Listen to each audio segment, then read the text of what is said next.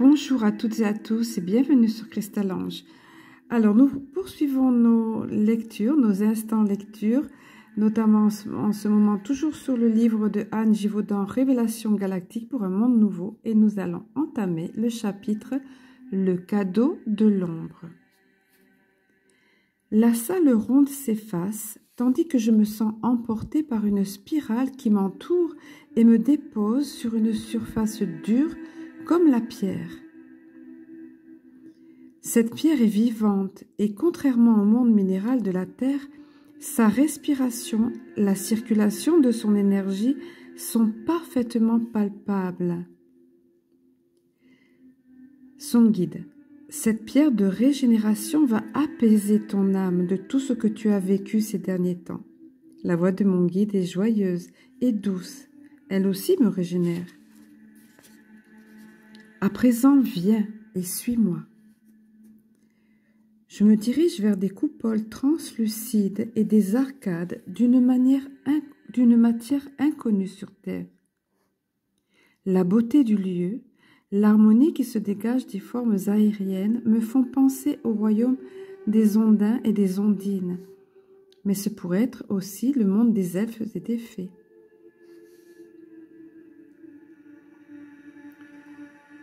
Tu as vu juste, nous leur avons donné l'amour de nos structures et leur don pour l'harmonie a fait le reste.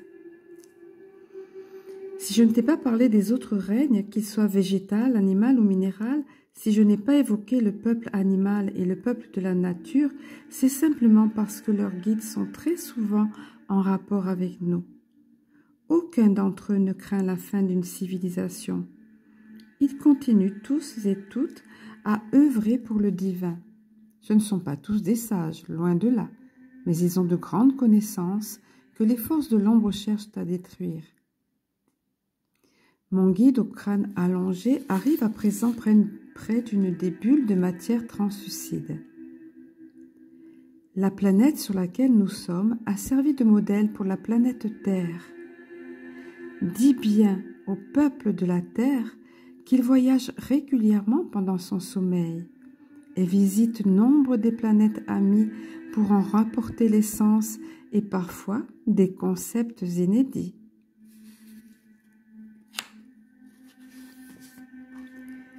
Je pénètre à la suite de l'être à la peau bleutée dans un univers fantastique. Devant mes yeux s'étend une cité d'or et de lumière. Des ponts légers et aériens permettent la circulation des véhicules et des piétons qui pourtant semblent ne pas toucher le sol. Tous les bâtiments me semblent irisés et habités de scintillantes couleurs. Ils sont faits de lumière et de conscience. Leurs constructeurs sont des sages de ce monde et bâtissent par la pensée, afin que chacune de ces constructions porte en elle l'amour. Ce sont des choses qui paraîtront évidentes dans quelque temps pour les terriens, lorsqu'ils seront à nouveau en contact avec leur lumière. Nous nous approchons et j'approche la main de ce qui me semble être une des façades. Je ne peux m'empêcher d'avoir un léger sursaut en arrière lorsque ma main est happée et traverse la matière. J'entends la voix teintée d'un rire léger. Il s'agit de lumière. Ne trouves-tu pas logique qu'elle soit fluide et que tu puisses traverser ces atomes? Mais comment faire alors pour s'appuyer sur les murs ou monter les escaliers ou simplement s'asseoir? N'oublie pas que la matière des corps des habitants de cette planète est différente de celle de tes corps subtils. Je vais t'aider. Une sensation curieuse m'habite. Je me sens plus fluide, plus légère. Je regarde par réflexe ma main et c'est alors que, devant mes yeux étonnés, elle s'estompe pour laisser place à un balai lumineux aux nuances arc-en-ciel et rempli de vie. Je vois les atomes du corps subtil de ma main danser et peu à peu recréer sa forme initiale. Notre monde est un monde illusoire et nous vivons dans cette illusion car nous l'avons accepté et peut-être même voulu. Qui nous empêche alors de décréer ce monde et d'en recréer un à notre image? Qui en dehors de nous? Tout est illusion au regard de notre soi le plus profond. Alors pourquoi nous déchirons-nous, nous battons-nous, empoisonnons-nous notre vie, la vie des autres, avec des considérations inutiles, frustrantes, blessantes? Nous croyons avoir la science, nous sommes persuadés d'être les meilleurs, et pourquoi pas d'être le centre du monde et des mondes. Quelle leurre! Certaines âmes, donc son guide reprend, certaines âmes sont sur terre pour démonter ce mécanisme. Ce sont nos troupes au sol. Ce sont nos troupes au sol, comme le diraient les corps militaires de la Terre. La densité de la planète Terre et l'oubli de vos origines alourdissent considérablement les tâches de chacun et chacune. La confusion règne en maître sur terre, et cela est voulu par ceux et celles qui suivent l'ombre. Ils jouent sur la séparation, la peur, la culpabilité. Si vous voulez faire une révolution, faites-la sans colère et sans haine. Votre révolution intérieure est votre meilleure assurance de changement. Les vibrations terrestres s'élèveront au fur et à mesure de votre éveil. Le reste tombera de lui-même sans que vous ayez besoin de vous en occuper. Soyez-en persuadés. N'acceptez jamais l'inacceptable. Vous êtes au moment de la transformation de votre plomb intérieur en or et cela ne peut se faire qu'à travers le processus alchimique de destruction pour la reconstruction. Dis bien au peuple de la terre qu'il perdra beaucoup, peut-être tout, hormis ce qui fait sa véritable grandeur. Qu'il cultive les pensées et les actes qui élèvent, qu'il retrouve les valeurs de solidarité et d'entraide, qu'il répande la tendresse et la joie, qu'il accepte enfin que le monde ne soit plus à l'image de ce qu'il a connu et que ce même monde tombe en miettes. Rien, je te le dis, ne sera plus pareil. Peut-être pour certains d'entre les humains s'agira-t-il d'un deuil, mais sans destruction. Sans destruction, le nouveau ne pourra pas naître. Je relis parce que c'est quand même pas la même chose. Excusez-moi pour la petite parenthèse. Peut-être pour certains d'entre les humains s'agira-t-il d'un deuil, mais sans destruction, le nouveau ne pourra pas naître. C'est mieux comme ça. Chapitre La planète des longs coups. Nous marchons à présent dans une rue bordée de bulles qui servent sans doute de logement.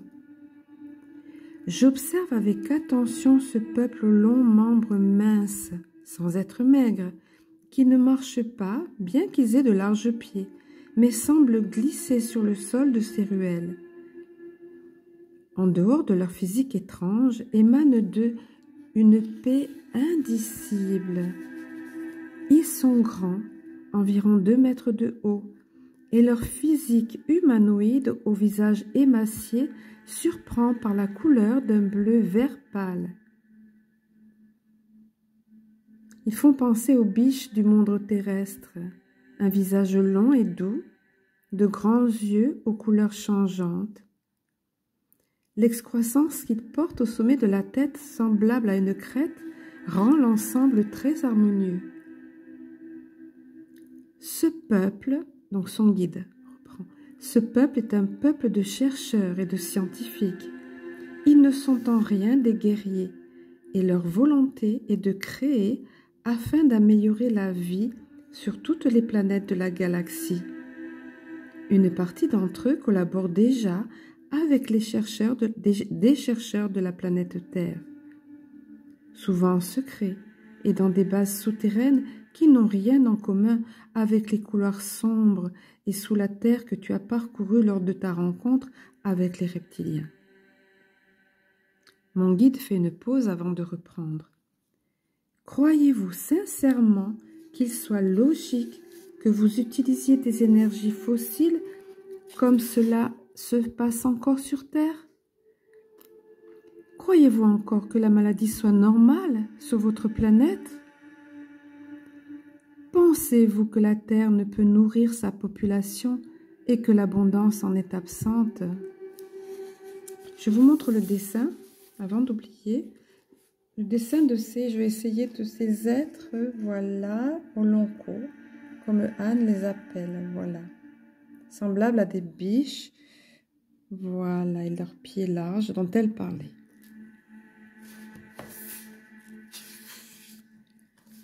Je reprends la lecture.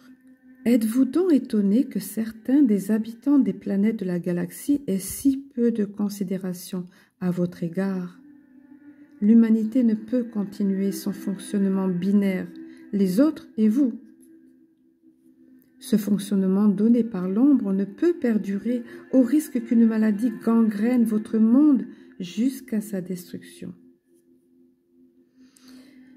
Il me vient tout à coup des mots chuchotés dans l'intérieur de mon être. Pensez différemment. Voilà l'issue, le secret de votre libération. Le temps est venu. Ne tardez plus. Qui chuchote? Je ne sais pas. Je sens juste que la voix est bienveillante. Elle poursuit. Le changement planétaire ne viendra pas de votre intellect qui proposera des réformes et cherchera à vous convaincre. Nous ne pouvons vous aider que jusqu'à un certain point. La maladie qui recouvre votre monde a été générée par l'humanité. C'est donc à elle de trouver la manière de s'auto-guérir. La voix a cessé. Je sais à présent qu'elle vient de l'un de ces êtres longilignes. Des bulles sont posées çà et là, très harmonieusement. Ce sont des habitations, me précise mon guide. L'être bleu répond à mes questions non formulées et j'aime ça. Des êtres semblables à ceux et à celles que nous avons croisés précédemment portent des vêtements longs de couleur moirée. Je regarde avec attention le visage de ces êtres étranges. Leur cou est long, flexible et capable de tourner dans toutes les directions. Leur peau semble recouverte d'une fine pellicule douce qui n'est pas une peau, mais ressemble davantage à des poils très fins. Leurs mains, qui dépassent des longues manches, sont elles aussi très fines, souples et très mobiles. Seuls leurs pieds sont étranges, larges, grands et plats. Tout à mon inspection, je n'ai pas vu l'un des êtres s'approcher de nous, et je sursaute lorsque je sens sa main aux longs doigts se poser sur mon épaule. Viens avec moi, je voudrais te montrer la planète Terre sous un autre aspect et te décrire un peu notre peuple. Dans l'espace près de moi, il s'assoit en lotus, me proposant de faire de même. Intriguée, je m'assois dans l'espace au milieu des étoiles.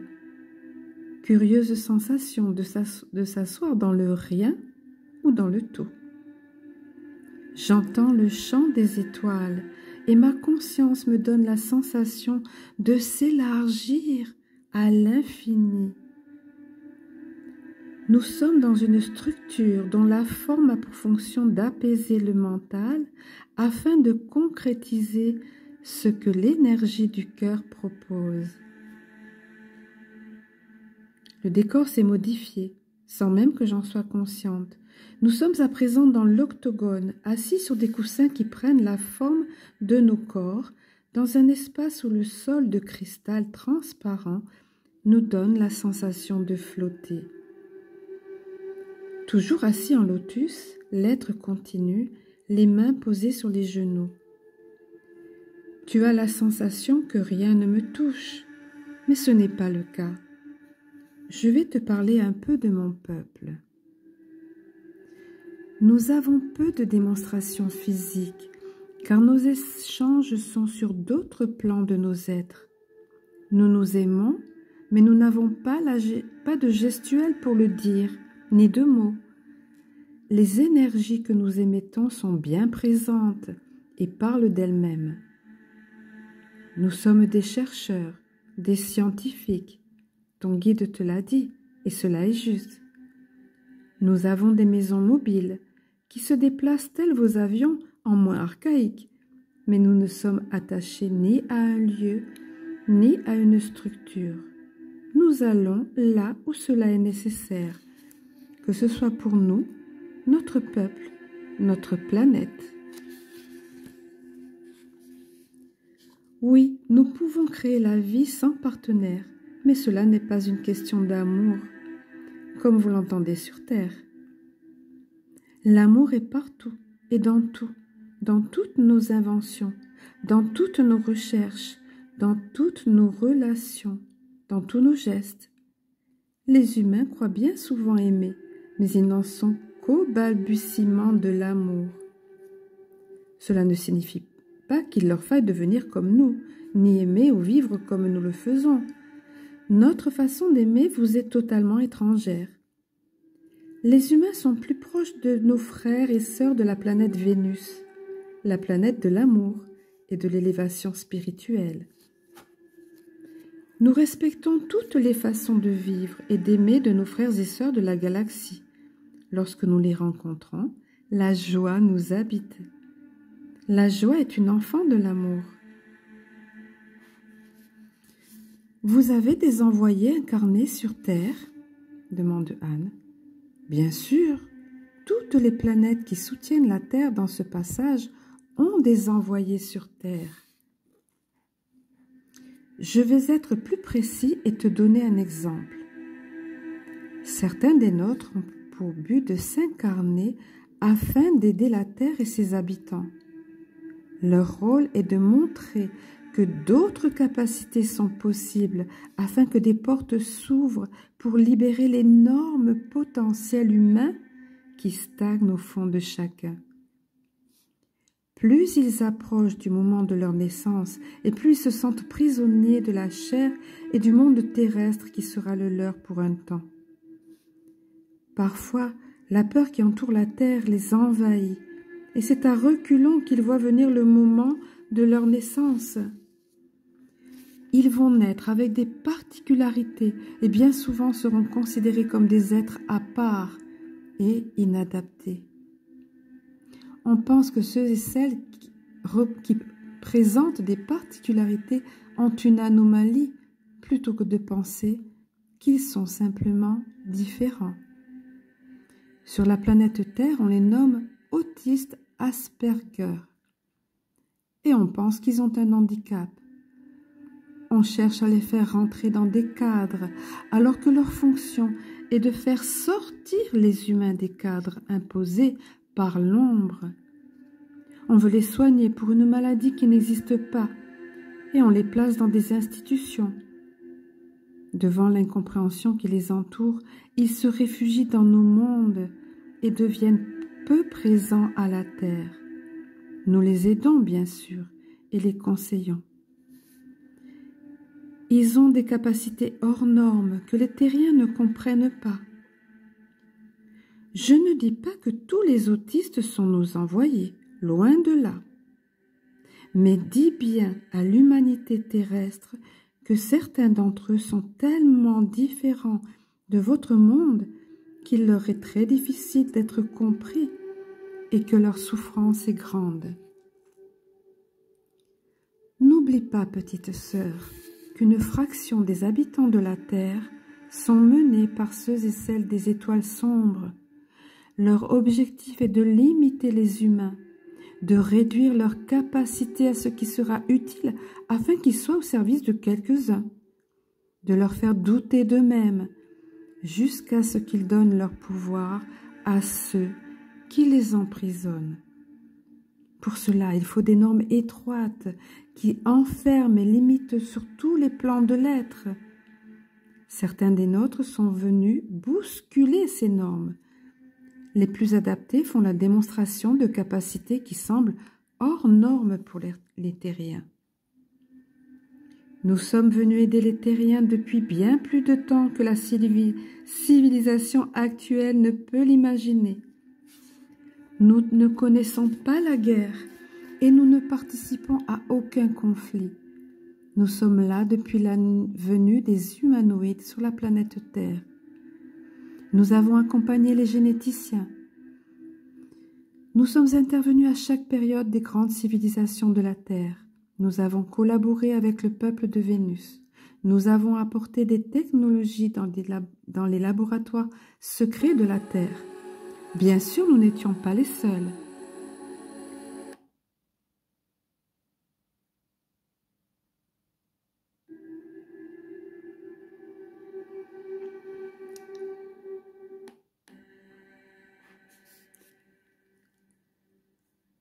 Désolée pour l'intermède de la musique.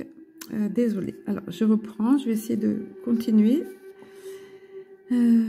Chaque planète de la galaxie a envoyé ses représentants. Les uns pour l'avance technologique, les autres pour la maturation psychologique, d'autres encore pour l'avance spirituelle des humains et aussi pour l'éclatement des anciennes structures et l'élaboration de nouvelles façons de penser. Les forces de l'ombre veulent transformer les humains en surhumains. Cette promesse du transhumanisme, comme vous le nommez, est un leurre, la plus pernicieuse des tromperies.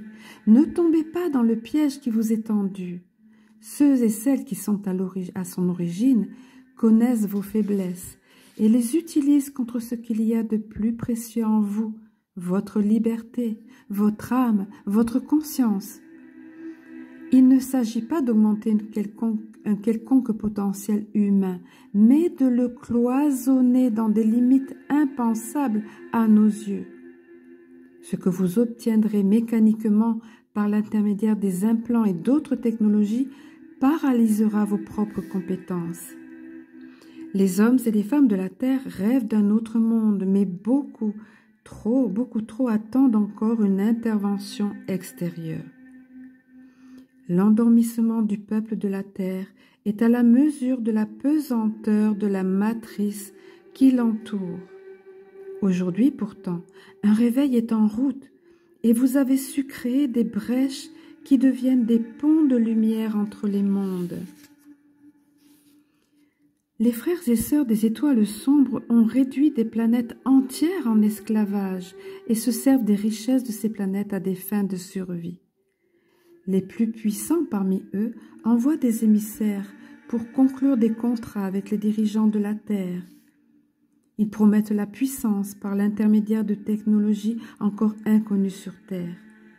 Les humains ignorent bien souvent combien leur sous-sol est creusé de galeries habitées par des êtres d'autres mondes qui se contentent de promettre ce qui peut intéresser les plus bas instincts des terriens. Ces derniers sont accompagnés de serviteurs voraces, les entités du bas astral, dont la principale nourriture est émise par les pensées humaines remplies de terreur, de souffrance, de peur. C'est ainsi qu'ils maintiennent la matrice qui entoure encore votre planète et aveugle ses habitants. Petite sœur, la force fait aussi partie de l'humanité dans laquelle tu es venue. Voilà, on va conclure sur cette belle phrase encourageante. J'ai lu beaucoup de passages aujourd'hui, 24-24, c'était voilà. Je vais vous souhaiter une belle journée ou une belle soirée ou nuit selon quand vous écouterez. Je vous aime, je nous aime, à très bientôt.